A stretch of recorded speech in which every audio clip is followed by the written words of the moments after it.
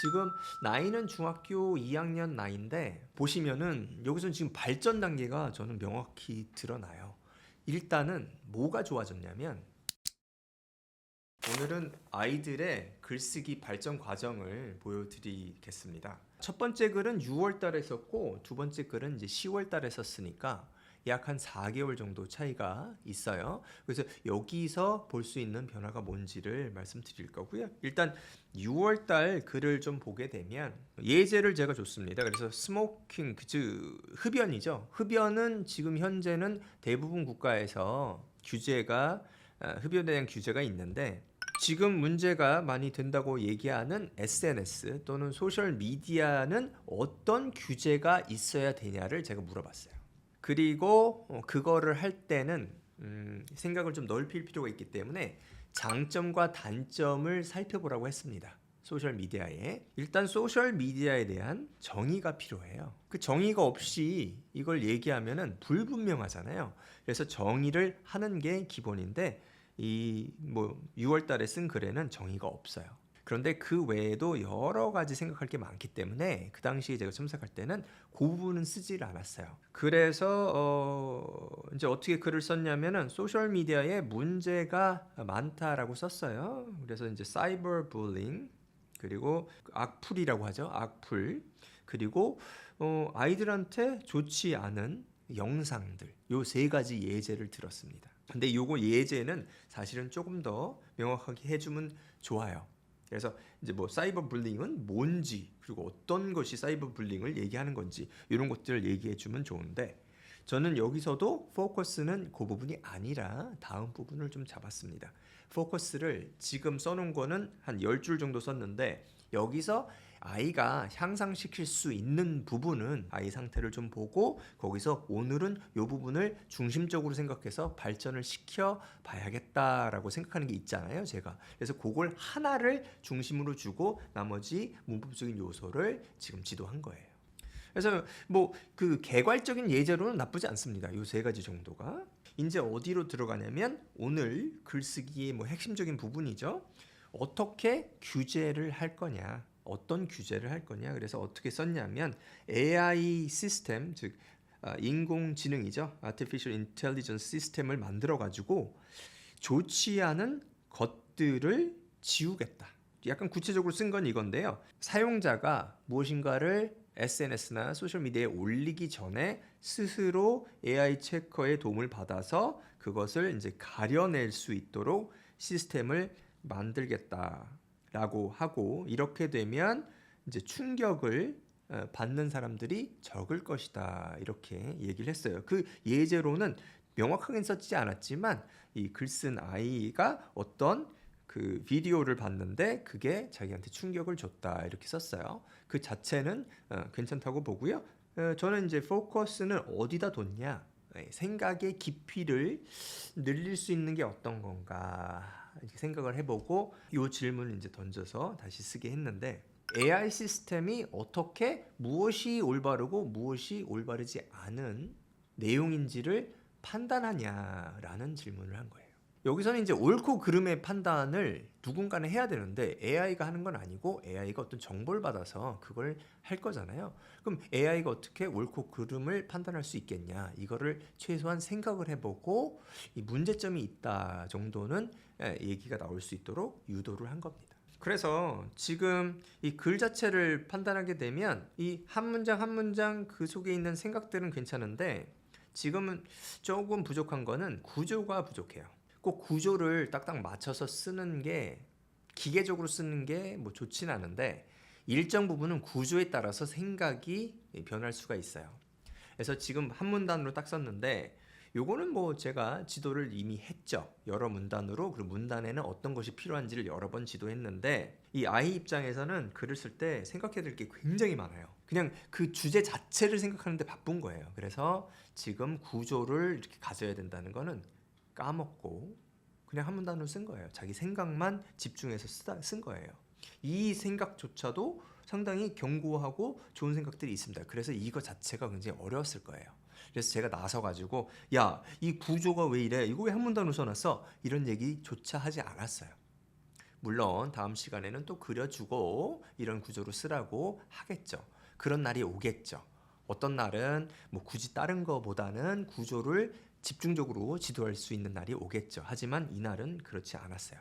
그래서 한 가지 생각에 좀 집중해라. 물론 문법들은 다 고쳐줬는데, 그래서 아까 말씀드린 대로 이 부분을 해서 이제 다시 쓰기를 시도를 했습니다. 그래서 시간이 좀 지났네요. 6월 달 거 살펴봤는데 지금 10월이 됐습니다. 10월 25일이니까 얼마 안 됐죠. 그래서 살펴보면은 주제는 이제 self handicapping이란 주제입니다. 무엇인가를 열심히 하려고 하는데 자기가 이루고자 하는 행동에 방해가 되는 행동들이 나오거든요.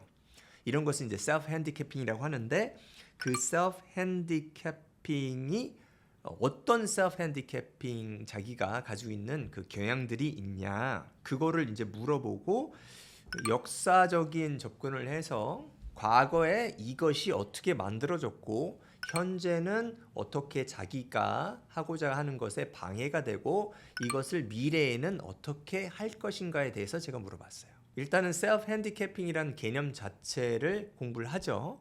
그리고 나서 여기서 좀 어려운 것이 이 역사적인 관점, 과거, 현재 그리고 미래를 포함하게끔 쓴다는 게 좀 어려운 점이에요.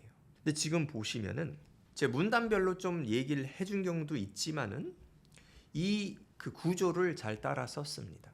그래서 지금 딱 보면은 첫 번째 문단 이 상당히 잘 썼어요. 뭐가 잘 썼냐면 정의를 딱 넣고요. 거기에 대한 설명이 딱 들어가 있어요. 약간 중복적인 것도 있는데 여기서는 뭐 그게 핵심적이지 아니고 아이가 좀 발전을 하고 있고 좀 기분 좋을 수가 있게끔 그냥 그것이라고 했어요. 특별히 문법이 틀린 게 없으니까. 그래서 세팅이 잘 됐죠. 셀프 핸디캐핑이 뭔지를 딱 얘기를 해줬어요. 그 다음에 자기 얘기가 이제 들어가요. 나는 이런 거를 가지고 있다. 그래서 이제 procrastination이라 그래서 지연이라고 보시면 돼요. 지연. 그래서 오늘 할 일을 내일로 미루는 거. 뭐 아이가 그냥 뭐 게을러서 그러다기보다는 무엇인가 잘하려고 하는데 자기가 잘할 수 있는 그런 이 상태를 기다릴 경우가 많아요. 그러다 보니까 뭐 딴짓하고 있다가 나중에 가서 시간이 밀려가지고 막 하다 보니까 잘 못하거나 아니면 끝내지도 못하는 경우가 많아요. 그래서 그거를 잘 이제 묘사를 했습니다. 보시면은 이제 문법적으로도 많이 틀리지 않았습니다. 물론 수라든가 s 붙이고 빼고는 틀린 경우가 있어서 그거를 이제 고쳐줬고요. 근데 여기서 한 가지 빠진 거는 이게 어떻게 자기의 자아를 보호하는지, 그게 이제 셀프 핸디캐핑의 정의의 하나니까 그거 연결이 부족해서 이제 연결을 시키라고 했고요. 그 다음 문단에는 조금 더 구체적으로 이것이 왜 자기가 자신에게 안 좋은지를 이제 썼어요. 그 다음에 마지막으로 보면 지금은 이제 여기서는 좀 개선해야 될 거는 종이 한 장을 더 꺼내서 다시 쓰는 게 맞아요.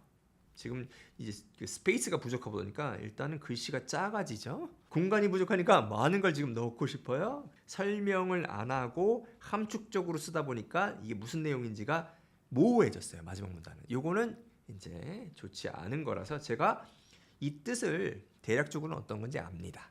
대략적으로 알아요. 왜? 제가 이 학생을 오랫동안 지도했기 때문에 어떤 경향을 가지고 평소에 어떤 생각을 하는지 알아요. 그러니까 이거를 이런 생각이구나 하고 제가 제시를 할 수도 있으나 여기서는 저는 그걸 원치 않았어요.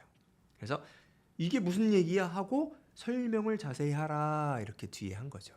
요거는 이제 다시 쓰기 할 때 제가 살펴보면 되니까. 지금 글 쓴 이제 학생을 이제 소개해 드리면은 이 학생은 지금 제가 이제 지도하고 있는 IB 라이팅 또는 이제 특별반이라고 불리는 반에서 주 1회 학원에 와서 뭐 숙제로는 책을 많이 읽고 그리고 이제 글도 하나 쓰고 그리고 학원에 와서는 이런 여러 가지 개념들에 대한 기사라든가 글을 읽고 나서 그걸 바탕으로 이제 글을 쓰고 그걸 제가 이제 첨삭하고 지도하는 이제 수업을 이제 듣고 있고요.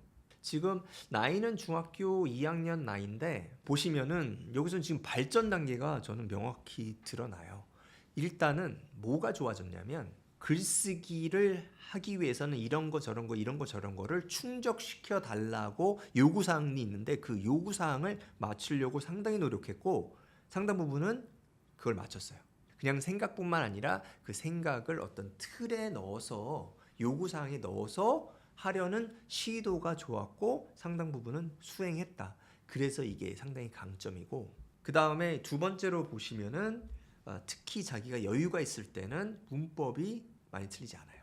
예전보다. 그래서 이게 글을 보면은 같이 발전되는 경우가 많습니다. 생각도 발전되고 문법도 같이 발전이 돼요. 그래서 이 첨삭을 통한 글쓰기가 좋은 이유가 이겁니다. 글을 쓸 때 이 문법을 틀리지 않으면 이 문법 책에 나오는 거는 상당히 수월하게 됩니다. 그래서 굳이 막 문법책을 많이 공부하지 않아도 문제가 나오면 틀리지가 않는 거죠. 즉 중간 단계가 없어지게 공부가 돼요. 그냥 글을 딱 보고 판단해서 그냥 딱 쓰면 문법이 맞으니까 중간에 막 이론적으로 막 머릿속에 굳이 생각하지 않아도 잘 되고, 이론적으로 생각하는 것도 이게 수월하게 됩니다. 이게 둘 다 되니까. 그래서 그런 점이 이제 강점이고, 지금도 보시면은 발전할 방향은 많지만 올바른 방향으로 가고 있다. 그래서 이 정도면은 그쵸. 상당히 이제 특히 초반 부분에 보면은 상당히 고무적이다. 제가 느끼는 그 좀 변한 거는, 제가 어떤 이제 말을 하면 좀 더 잘 알아듣고, 최소한 제가 이제 요구 사항이 있을 수가 있어요. 이거 해라. 그러면은 그걸 잘 따라해요.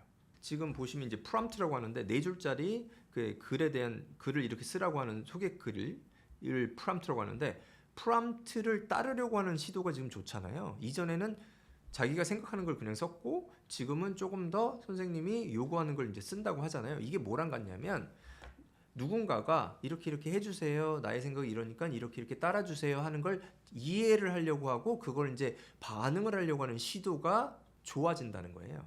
그래서 이게 이제 좋은 훈련이 된다. 그래서 교육할 때 중요한 게, 이제 영어 같은 경우는 의사소통이 중요하잖아요. 그래서 의사소통의 수단인데, 남이 하는 얘기, 남의 글을 잘 이해하고 그거에 대해서 반응을 하는 게 중요하니까, 요거는 교육 전반적으로 또는 인생 전반적으로 좋은 영향이 있는 거죠. 물론 이 학생이 이제 맵 테스트도 보고 해서 성적이 올라간 거는 알고 있어요. 알고 있는데, 이 4개월 동안 이걸 통해서 뭐 맵 테스트, 뭐 리딩이라든가 이런 점수가 어느 정도 높아졌다.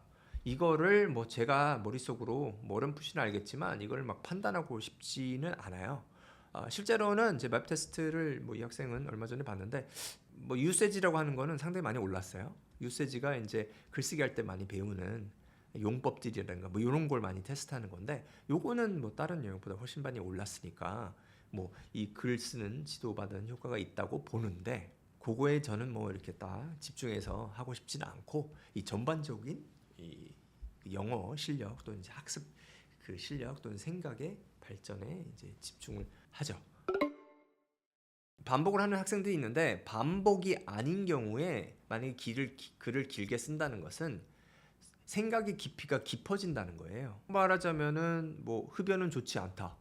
그 다음에 다른 얘기 쓸 게 없으면 생각의 깊이가 낮은 거죠. 그런데 흡연에 대한 지식을 통해서 흡연이 왜 좋지 않은지, 그리고 흡연이 좋지 않음에도 불구하고 여태까지 인류가 흡연에 대한 어떤 행동을 했는지, 즉 역사적인 관점에 접근할 수가 있으면 그 흡연에 대한 생각이 깊어지는 거죠. 그 다음에 이제 흡연이 지금 상태는 어떤 식으로 지금 뭐 규제가 되고 있고, 흡연을 통해서 어떤 문제점이 있고, 뭐 질병, 뭐 폐암이라든가 이런 것이 늘어나고, 거기에 만약 지식이 있다고 하면 좋고, 지식이 없다고 해도 찾아볼 수가 있잖아요. 흡연을 하면 이런 문제들이 있게 된다라는 것을 기술을 할 수 있으면, 그리고 나서 흡연을 뭐 이렇게 규제를 하면 좋겠다 하면 벌써 설득력 있는 글이 되기 때문에, 일반적으로는 쓰는 양이 많아지면 생각의 깊이가 깊어졌다는 걸 반증할 수가 있습니다.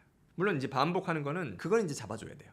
요거는 반복이니까 같은 말 또 쓸 필요가 없다. 이 반복하는 이유가 많이 쓰고 싶은데 많이 써야 된다는 얘기를 들었거나, 저는 뭐 그 얘기를 한 적이 없어요. 양을 뭐 두 장이라 써라. 그걸 얘기를 하면은 이 선우가 바뀌게 됩니다. 그냥 양만 많이 쓰니까. 그래서 그 안 좋은 버릇이 뭐냐면은 2장 이상 써라 막 이러면은 반복 계속 쓰는 거예요. 짧은 글음에도 불구하고 뭐 결론에다가 위에 썼던 문장들을 그대로 다 씁니다. 이거는 좋은 글이 될 수가 없거든요. 그래서 반복이 없는 경우는 뭐 긴 글이 더 일반적으로는 좋습니다. 저 일주일에 읽는 아이들의 글 쓰는 읽는 양이 굉장히 좀 많아요. 최소한 이제 100개 이상은 읽는데, 읽다 보면은 전 일정 부분 뭐 감동 아닌 감동을 받게 됩니다. 첫 번째로는 진짜 열심히 글을 써요. 자기의 생각을 쓰고 누군가가 이걸 읽어본다는 것이 습관이 들게 되면 이게 상당히 의미 있는 과정이라는 거를 이제 아이들도 알게 되고, 그렇기 때문에 열심히 생각하고 열심히 글을 쓰고 저도 열심히 읽어보려고 합니다. 그래서 여기서 어떤 일정 부분의 교감이 생겨요. 어떤 교감이 생기냐면 아이들은 글을 하나 쓰기 위해서 자기 그 어떤 영혼을 담아서 쓴다고 보시면 돼요. 그래서 자기 일부분을 녹여서 쓰기 때문에 그 일부분을 제가 읽어보고 있거든요. 그래서 아이들의 성향이라든가 생각 또는 인생의 일부분을 쓸 때가 많기 때문에 어떨 때는 아, 이런 얘기도 쓰는구나, 굉장히 좀 사적인 얘기나 이런 것들을 쓸 때가 있어요. 그러면 어떤 정도 믿음이 생겼구나. 물론 좀 굉장히 조심해야 될 부분이 있어요. 뭐 어떤 내용을 썼는데 이거 부모님한테 얘기하면 안 될 내용, 얘기할 건 뭐 안 될 건 아닌데 얘기를 하면 다음번에 얘가 안 쓸 거예요. 그러다가 그러면은 소통이 단절이잖아요. 그래서 그것도 이제 부모님한테 다 말씀드릴 때가 많은데, 이런 과정을 통해서 아이들의 이제 발전을 보고 생각을 읽어보고 이럴 때 그 열심히 한다는 것과 생각의 발전을 제가 이렇게 느꼈을 때는 감동이 있습니다. 오늘은 그 한 아이의 두 가지 글을 비교해서 이제 발전을 살펴봤습니다. 그래서 아이들 이제 열심히 글쓰기를 하면서 발전하는 모습이 좋고요. 앞으로도 뭐 제가 지도하는 아이들뿐만 아니라 많은 학생들이 글쓰기, 영어 글쓰기를 통해서 생각과 영어 실력 발전이 있었으면 좋겠습니다. 감사합니다.